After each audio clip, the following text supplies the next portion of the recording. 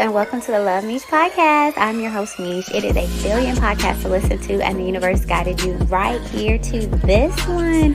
So hello, welcome. There are 7.9 billion people in the world today, yet you met me, and this is not by happenstance. This is divine meaning, and may we guide each other well. Now, I am in this world, but I am not of it. On this podcast, you're going to hear topics about both the spiritual world as well as the earthly world. My goal is to keep learning and evolving and spreading love. Hey loves, and welcome to another episode of the Love MEESH Podcast. We are not going to talk about the straw man today. Something else came up and I'm so excited to share. So as you guys know, I am a realtor. My pen finally came in. They were out and I just did not receive my pen. It finally came in. I was emailing that lady. I was bugging her like, hey, are the pens in? Are the pens in? Are the pens in? Ironically, now that we've paid our dues, they have a surplus of pens to give out, I guess. So I'm so excited. My pen has come. I can put my pen on my jacket as I'm going around. Like I am official. I've been official, but I'm starting to get my real estate regalia up. I want to get some more shirts and jackets and different things like that and hats, just so that I could just show my brand everywhere I go. But today's episode is going to be about African American realtors, and it is Black History Month, so why not? So this article is coming from blackstatistics.info. And this is about real estate. Now, this was written March 15, 2022. So it's not, old. It's fairly new. And when I read this, my mouth literally hit the floor because I thought we had come so far. But I don't know. The statistics aren't really showing that. So I digress. Let me go ahead and start. Most often, when property changes ownership, there is a real estate agent involved. There are over 150,000 agents on the books. This means that there is nearly one real estate agent per every 2,000 people in the United States. That's why when one person asks me, hey, can you help me run a rental? Can you help me with a home? I'm like, oh my gosh, you want me to help? Because it's like 1 in 2,000. You skipped over 2,000 agents for me. And that's why I strongly believe no matter what job you are in, your gift will make room for you. People were waiting on me to be a realtor so that I can assist them. People are waiting on you to wake up to your gift so that you can assist them. The longer you take to walk into your calling, the longer they're waiting on you. Like we really all are connected. We just don't even see it.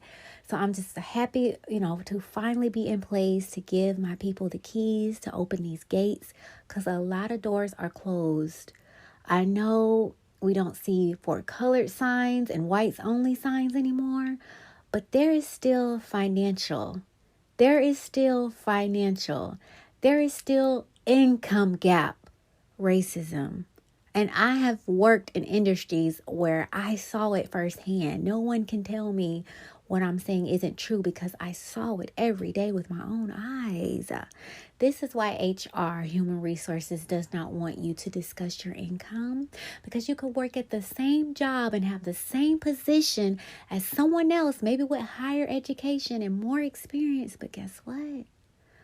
Financial racism still exists. And it's disgusting. But that's okay. Our gifts are not earthly related. We are building our spiritual rewards. Your heart is going to be, on that scale, that Libra scale with my yacht. And if it is not as light as a feather, honey, have mercy on your soul. So remember, we are in this world, but not of it. So let me continue. So out of every 2,000 people, there's one real estate agent. So I am so happy for anyone that has inboxed me, called me, messaged me, text me, emailed me. Like I am here to serve you. And that's what it's about. Whatever your job is, you should be serving in some capacity. That's exactly what Jesus and a lot of the greats were doing. It's not really about the money. It is serving the people and the money will come. So let me continue. There are invaluable in helping owners and renters sell or rent houses, land, offices, buildings. The Black population in the United States now over 14%. I don't agree with that. I really feel like we outnumber but somebody's messing with the numbers. But that's just in my hearts of hearts. So I thought it would be interesting to see where Black real estate agents ranked in the country demographically. Black real estate agents make up a relative tiny part of the real estate industry. Over 3/4 of real estate agents in the United States are white at 75.2%. Whites are followed by Hispanics or Latinos at 11.6% of the personnel. Next is the Asian group, making up 6.2%. All three of these groups have more real estate agents than Blacks do. Only 5% identified as Black.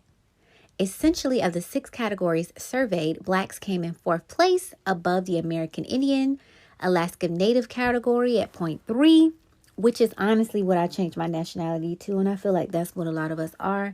Black was not, Black was made up, basically. You're supposed to be identified by your continent, and I don't know. I think I did a couple of podcasts on that, but I identify as American Indian, so I'm really in that 3%. But I'll claim both sides because I know they probably mixed somewhere along the line.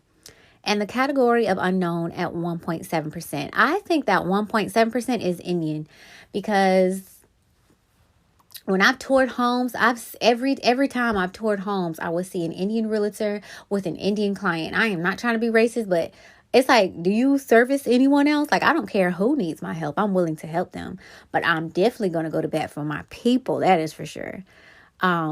But I only see them with their clients. So I think when they say other, it's them. So they have a chart here that shows real estate agent, racial share versus the population.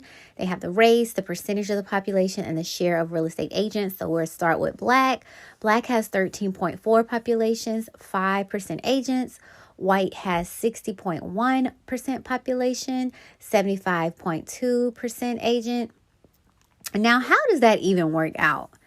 You have a majority population, but your real estate number is higher than the population number. I'm just saying the math is like, it's not mathing to me. So Hispanic Latino, 18.5% of the population, 11.6% real estate agents. Do you see how when we talked about Black and Hispanic, the percentage population was higher than the agent was? But when you focused on the white, it said 60% population and 75% real estate agent. Like, what? Okay, let me continue. Asian, 5.9%. Share of real estate agents, 6.2%. So again, how are your agents outnumbering the population? Okay, so we have American Indian and Native, 1.3% of the population, with just 0.3% real estate agents. Then unknown, they don't even have a percentage for population amount, but the percentage for share of the real estate agents is 1.7. So next we're going to move into real estate agent demographics. For Blacks are underrepresented in the real estate agent field. In 2020, Black people made up about 13.4% of the United States population. Meanwhile, only about 5% of real estate agents in the U.S. were Black. For whites, in contrast to Blacks, whites are drastically overrepresented in the real estate field. As I mentioned, they hold about 75.2% share of the market's personnel. Meanwhile, they represent only 60.1% of the population. That's when we restricted to white only. That only covers those that don't claim Hispanic origins. Hispanic Latino. Okay, I see where that hike came in at. Okay. Hispanic and Latino people represent about 11.6% share of the real estate agents in the United States. Like Blacks, they are underrepresented in terms of population versus industry representation, as I mentioned. In the population, Hispanic and Latinos represent an 18.5% share. Asians, unlike Blacks and Hispanics and Latinos, are slightly overrepresented in the real estate industry. Interestingly, the population margin is very small. That number almost mirrors their representation within the population. Asians represent 5.9% of the population. Meanwhile, they represent a 6.2% share of the real estate agent industry participants. American Indian and Alaskan Natives Members of this racial group represent a very small portion of the overall population, and they represent a dismally low percentage of the share of real estate agents. The population percentage is 1.3%. Meanwhile, the share of the industry population is at a 0.3%. What real estate agents do? Here's a basic list of examples of responsibilities that real estate agents might have on their resumes. It represents things that they are likely to do in their roles. Learn all phases of real estate ethics, practices, and procedures. Utilize real estate expertise and communication skills to negotiate both residential and commercial property transactions. Respond to other real estate agents to develop marketing strategies and customer lead acquisition. Create ad campaigns for Google AdWords and social media. Organize listing paperwork, contract, and disclosures. Coordinate counsels, owners, and architects to facilitate office property transactions. Market properties utilizing sound planning, professional ethics, persuasive skills, and a strong company support system. Coordinate real estate closings. Prepare closing documents, including contract, addenda, HUD-1 statements, deeds, and affidavits. Organize marketing campaigns based on ROI, rate of return, and progress against sales and lease goals. Next, we get into another chart, but it includes male, female, and age. So we'll start with white. Percentage of agents, 75.2. Average income, $98,045. Average age for males, 50. Average age for females, 51. Hispanic or Latino. Percentage of agents, 11.6. Average income, $94,057. Average age for males, 45. For females, 44. Unknown, 1.7%. Average income, $97,760. Average age for males, 44. Females, 42. Asian.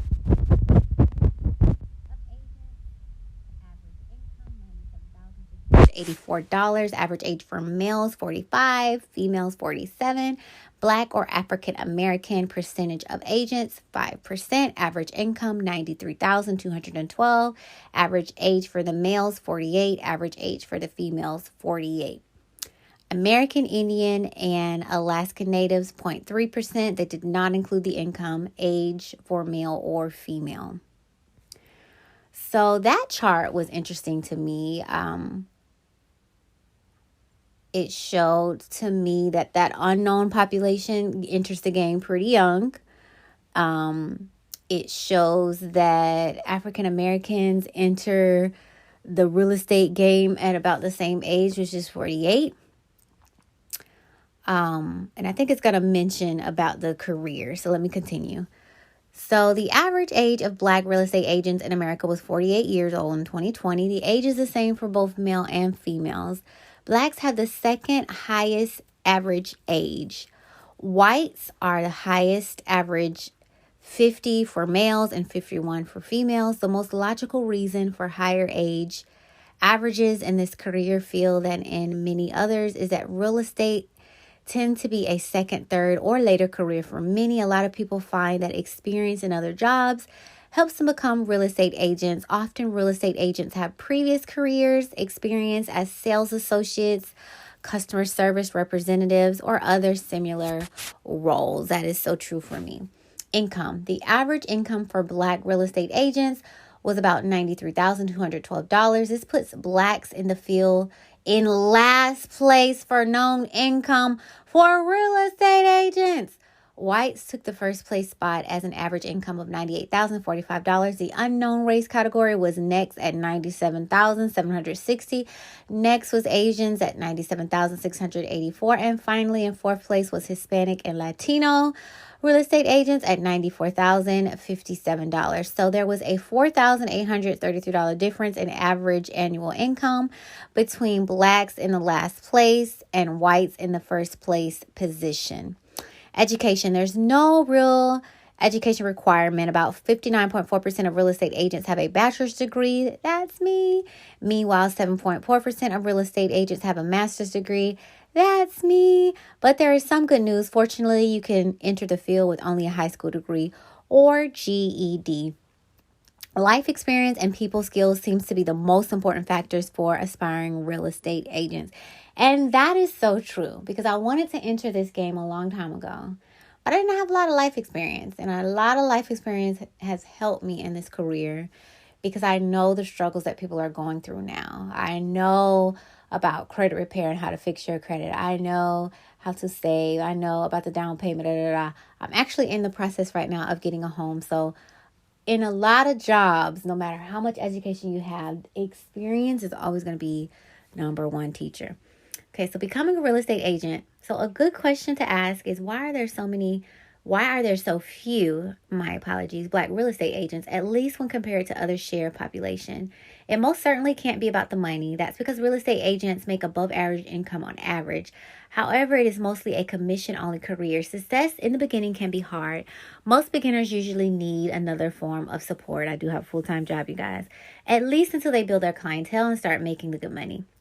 I believe that's the hard part. You rarely see stories of an overnight success. It takes hard work and they have to stick with it. It can be glamorous on the surface, but you must understand the amount of work it takes. Also, it isn't all about what you know. I keep saying this. It matters who you know. It's true that your net worth is your net worth. The field definitely presents some great opportunities for Blacks to make a great living, but there are a lot of folks out there struggling to make ends meet. Remember, those income levels mentioned earlier are averages. This means there are many making a lot more. In contrast, there are quite a few agents making little. Some make no money at all. In any case, we need more representation. For those who are successful, it's worth it. Peace and blessings. I really love this article. I think the author that that did the research, put together the statistics and put it in such a beautiful format. Like this article had charts and everything. I am so honored to be among the 5% of African American realtors. That's like insane. 5%. Like we even tithe in church 10% to God, for peak's sake. And then it mentioned that 60% have bachelor's degree and only about 8% have master's degree. So even still, I'm in a smaller percentage, and I am going to get my master's, you guys. I cannot wait. I just have a zeal for knowledge and information. It makes me so happy. I don't tie it to success or income like a lot of people. Oh, you got this, da. You should use it to make money. Sometimes it's not all about that. Sometimes you can have your own success and fulfillment, and success is different for everyone. So just achieving those personal goals for me is like winning the lottery. Like it doesn't have to be attached to income.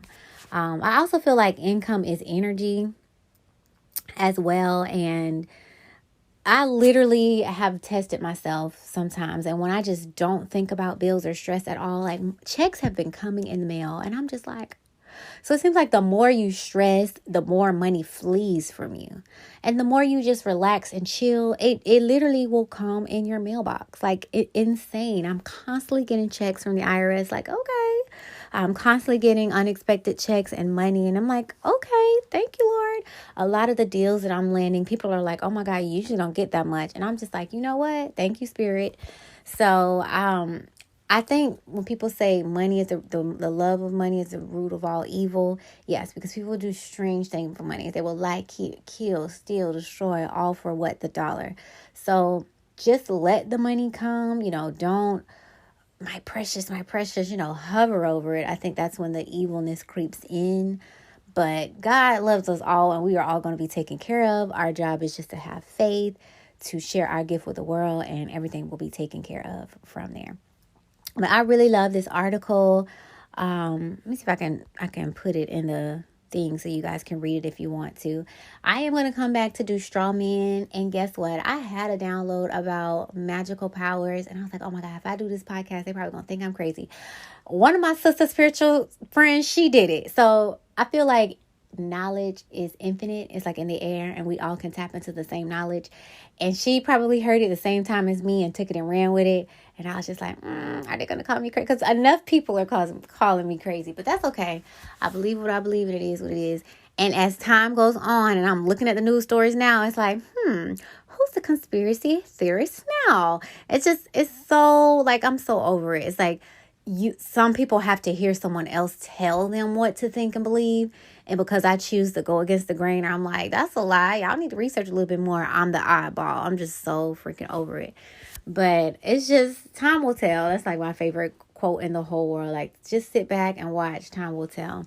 But I am going to do, like, there's a list of A through Z gifts that you can have, and I cannot wait to go over that podcast, because I literally stood outside. It was a cloudy day, and I was like, sun, shine through.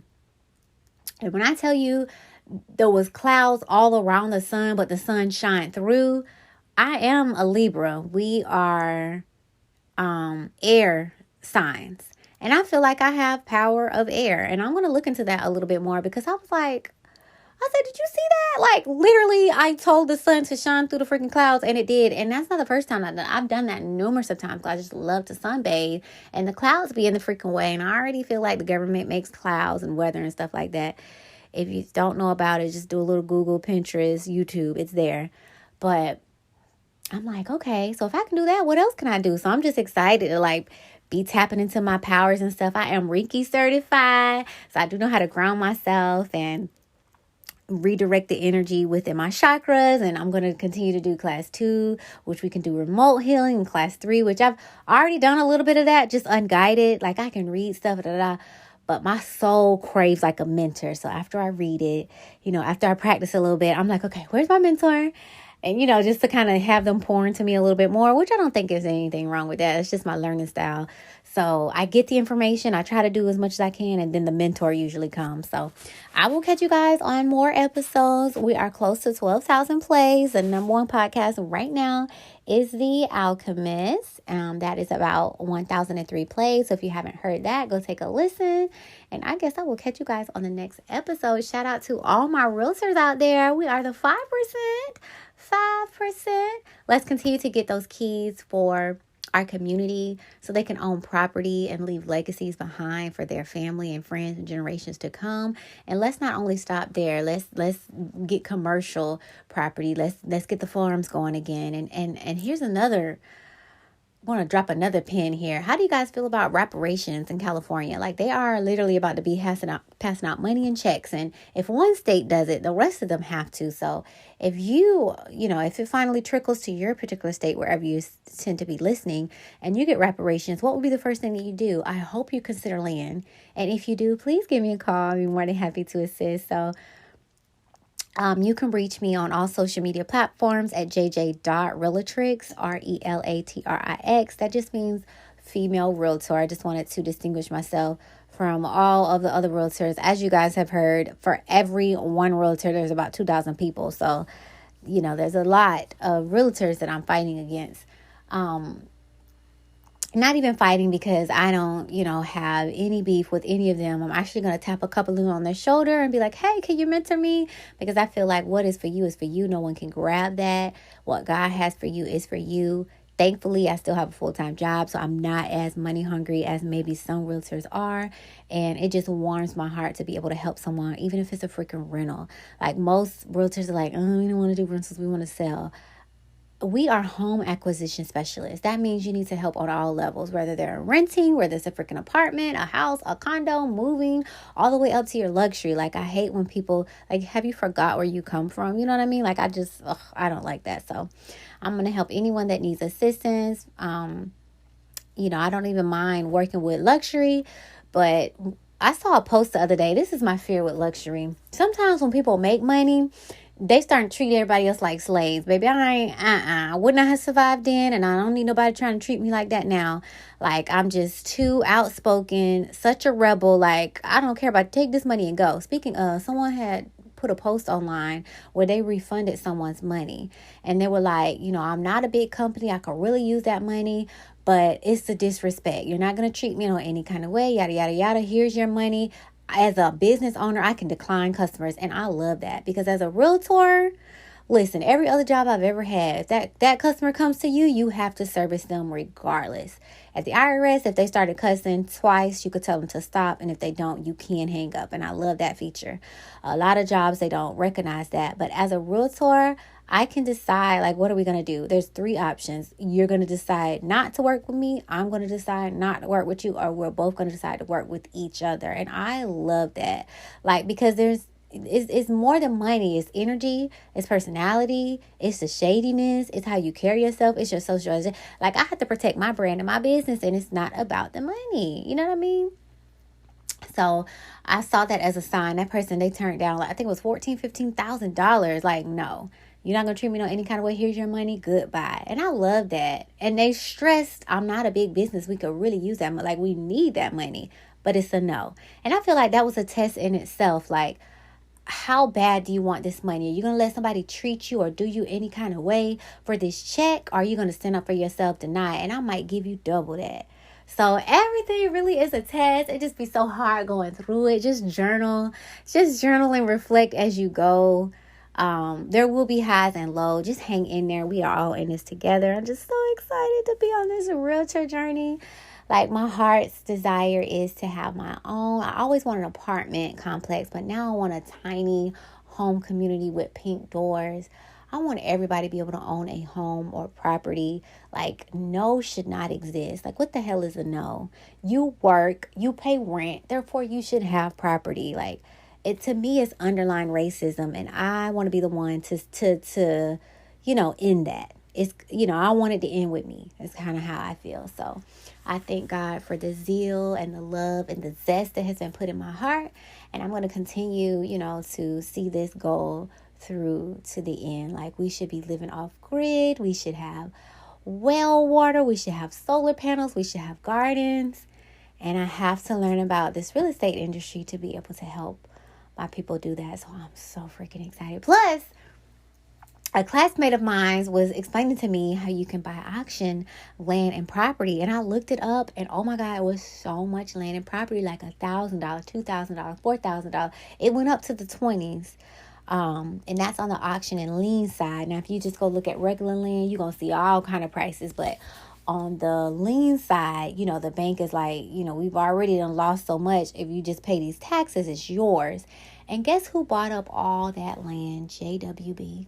I keep trying to tell people the future is rent. And I'm not saying there's anything wrong with rent, but people are having a hard time getting into these rental properties because they have so much control. They're wanting you to make 3 times the income. They're wanting your credit to be 600, 620 and above. And it's like, my God, just give these people a place to lay their head. And I'm starting to see a lot of storage places pop up. I'm very leery about the future. It's like, people are not going to invest in storage communities and brand new big warehouse buildings unless they foresee something.